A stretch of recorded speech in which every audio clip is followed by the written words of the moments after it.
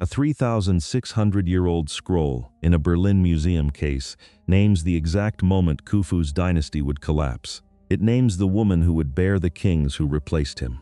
It names them in the order they would take the throne.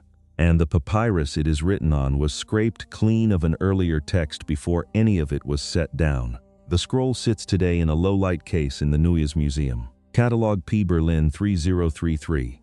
Under raking light, the surface tells two stories. The top layer is neat hieratic script in measured vertical columns, the handwriting of a trained scribe working in a single sitting.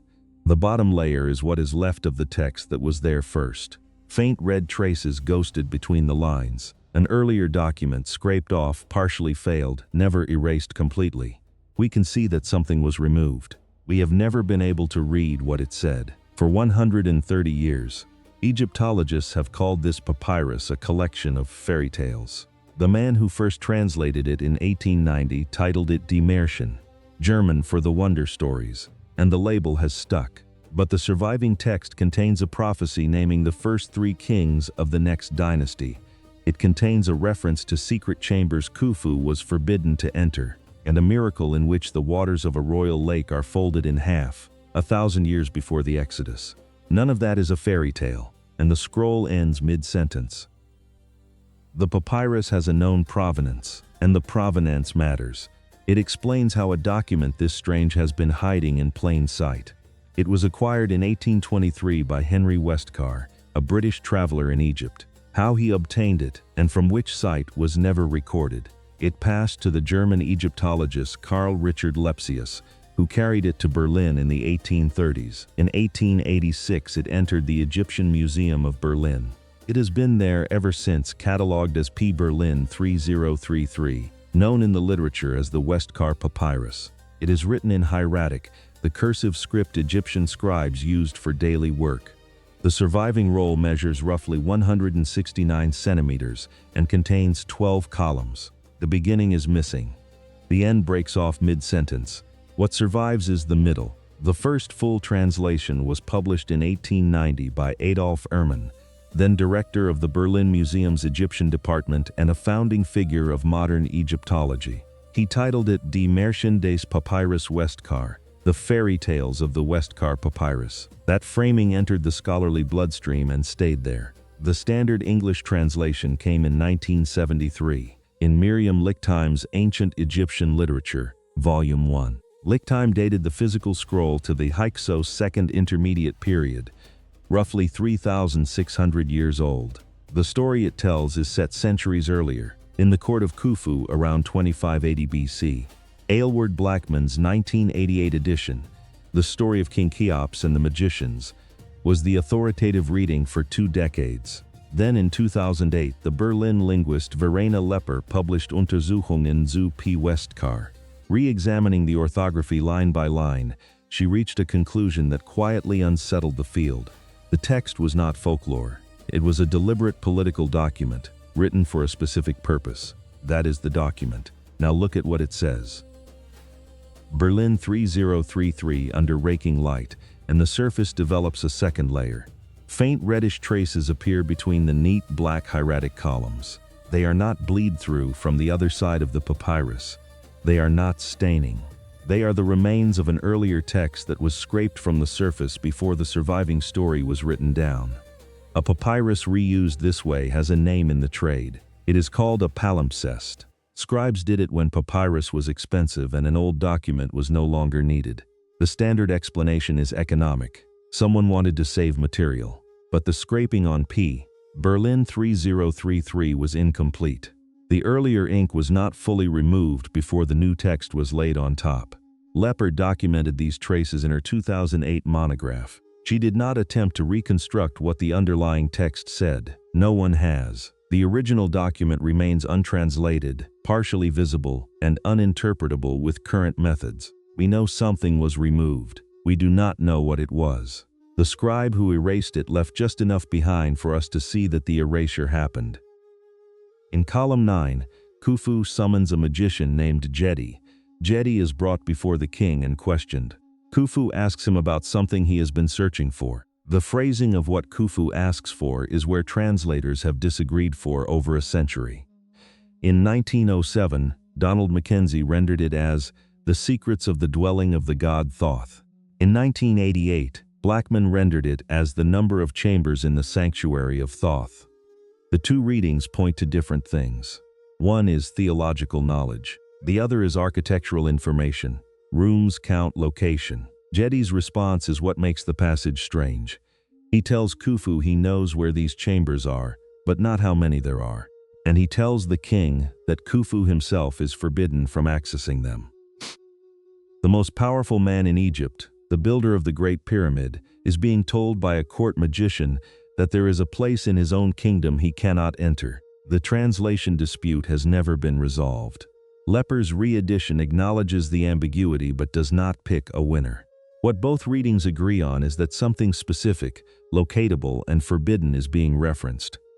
We do not know what it was. We have only the fact that the document records Khufu looking for it. In the same conversation, Jedi tells Khufu something else. 3 sons will be born to a woman named Redjedet, the wife of a priest of Ra. These 3 sons will be kings. They will not be Khufu's descendants, they will replace his line. The prophecy then names them Userkaf, Sahure, Neferikare Kakai. These are the first 3 pharaohs of the 5th dynasty. The dynasty that, in the historical record, succeeded Khufu's 4th dynasty roughly a century after his death. This is the only ancient source for this specific transition narrative. No other surviving Egyptian document frames the change of dynasty as a divinely prophesied replacement. The text was composed centuries after the events it describes. It is not eyewitness reporting. It is a legitimacy document, written, almost certainly, to retrospectively sanctify a dynastic change that had already happened. But the question of who commissioned it and why it survived only in this scroll has no clean answer. The third story in the scroll concerns Khufu's father, King Sneferu. Sneferu is bored. His court lector priest, Jaje suggests he sail on the palace lake with the most beautiful women of the household. During the outing, one of them drops a turquoise pendant into the water. She refuses to be consoled. Sneferu summons Jajimonk. The priest speaks a spell. The waters of the lake fold in half. One half lifts and stacks on top of the other half, exposing the lake bed. The pendant is recovered. The priest speaks another spell. The waters return to their normal state. The structural parallel with the Exodus parting of the Red Sea is exact.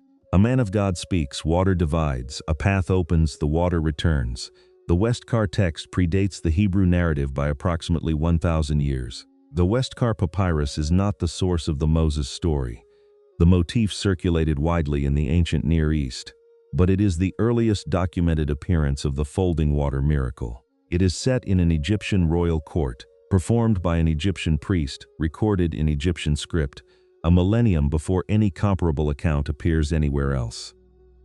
The papyrus ends mid-sentence. A maidservant has been gossiping about Redjedet's 3 royal sons. Her brother has decided to report her to the queen. The text follows him toward the palace. He begins to speak. The scroll stops.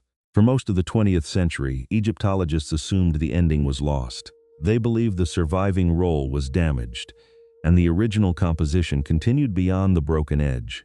Lepper, in 2008, argued the opposite, based on the blank space surviving after the final words, and on the structural rhythm of the preceding stories. She proposed that the ending was deliberate. The scribe stopped where the scribe meant to stop. The dispute is unresolved. If Lepar is correct, the document was designed to terminate in the middle of a confession, a deliberate refusal to finish the sentence that would have given everything away. The reader is left holding the unsaid.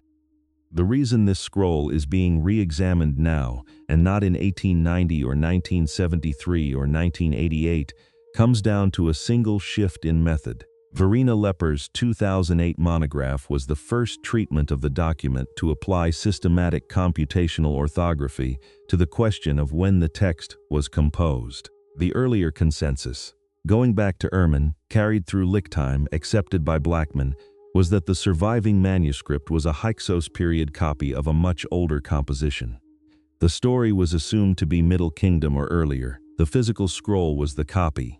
The original was lost. Lepper's analysis pulled this apart. She examined the spelling patterns, the grammatical particles, the hieratic letter forms, and the orthographic conventions line by line. She compared them against the dated corpus of Middle Kingdom and Second Intermediate Period documents. The composition, she concluded, was 13th Dynasty, late Middle Kingdom, not earlier. The text was not an ancient story being copied down in a later age. It was a deliberate composition produced relatively close to the scroll itself. That matters for one reason. If the text is a Middle Kingdom composition, then it was written approximately 500 years after Khufu died. The fairy tale's frame collapses.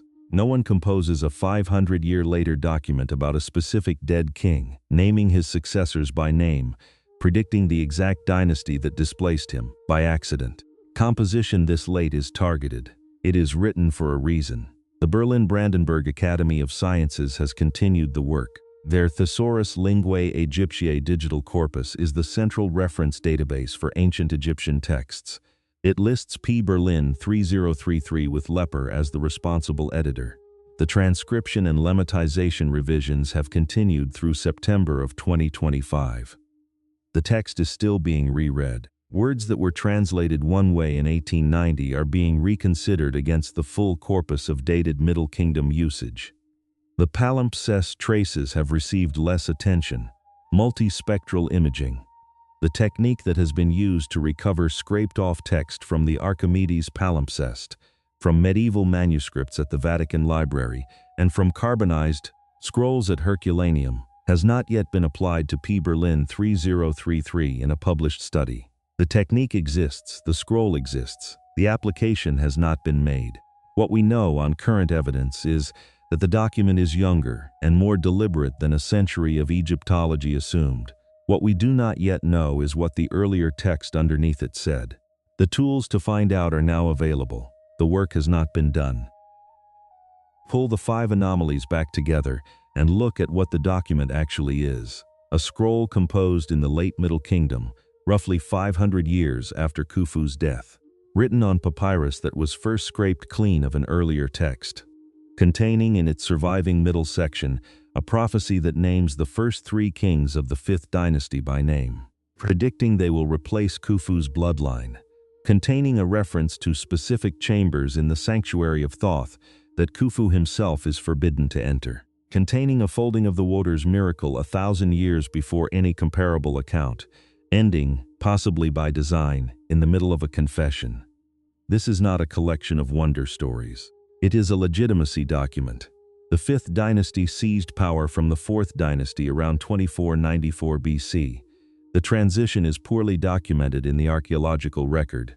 Userkaf, the first 5th dynasty pharaoh, departed from 4th dynasty traditions in several visible ways. He built a sun temple at Abu Sir, a new religious institution. He scaled back pyramid construction. He moved the royal cult center. The dynasty that followed Khufu was, in functional terms, a different political order operating under the same word pharaoh. A regime change of this kind requires a justification narrative. It requires a story that explains why the old line ended and why the new line was always meant to take over. The Westcar Papyrus is that story. The prophecy in the text is not eyewitness reporting. It is reverse engineering. Composed centuries after the fact, by scribes serving a dynasty that needed to root its authority in something older than itself, the document places the legitimacy of the 5th dynasty into the mouth of a magician standing before Khufu himself. The old king is made to hear, in his own court, that his replacement is divinely ordained. This is what Ehrman in 1890 called fairy tales. The 19th century philological assumption was that any Egyptian text containing magic, prophecy, and dramatic court scenes was by genre folklore. Lepper's rereading dismantles that assumption. The document is doing political work, and it is doing it carefully. The palimpsest underneath complicates the picture further. The scribe did not write this on fresh papyrus. He wrote it on a surface that had been used before, scraped, and reused. Whether the underlying text was an earlier draft, an unrelated document, or something the scribe was specifically instructed to erase, we cannot say. What we can say is that the scroll, as we have it, is the product of 2 erasures. An ancient one in the substrate, where a text was removed, a modern one in the framing, where a political document was labeled folklore and shelved. Both happened. Both are visible. Both have shaped what we have been able to see and what we have not. A document like this rewards caution. Several of the claims in this video are solid, several are not, and the difference matters. What is solid? The papyrus is a palimpsest with visible scraped-off underwriting, physical, observable, confirmed by leper. The translation dispute over the Chambers of Thoth is real and unresolved between Mackenzie and Blackman. The prophecy in the text does name Userkaf, Sahur, and Neferakare Kakai. The folding of the waters episode does predate the Exodus narrative by approximately 1,000 years. The 2008 Leper re-edition does redate the composition to the late Middle Kingdom and does reframe the text as a political legitimacy document. What is less solid and should be held more loosely? The magicians Jedi, Jajaimonk, and Ubaner are literary characters. There is no archaeological evidence they existed.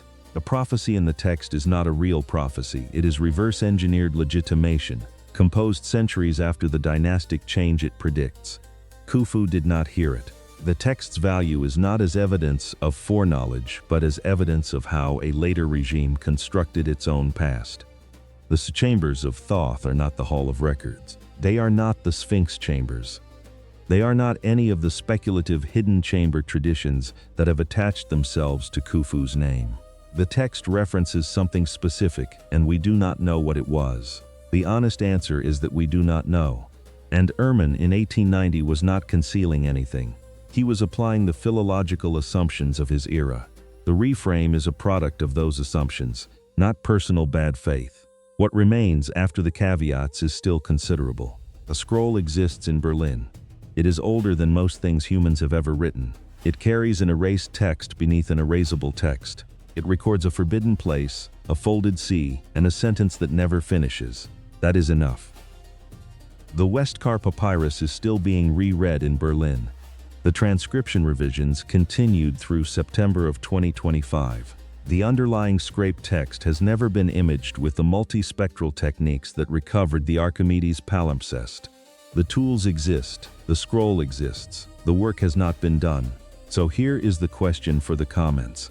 If the underwriting were imaged tomorrow, and the earlier text could be recovered, what do you think it would say? An older draft of the same prophecy? An unrelated document the scribe happened to reuse? Or something the scribe was specifically told to remove before the surviving text was written down? Drop your answer below. If this is the kind of slow burn reveal you want more of, subscribe. The channel goes deep on documents most people have never been told to look at twice. Next time, we open a tomb at Abydos that no one has been allowed to name.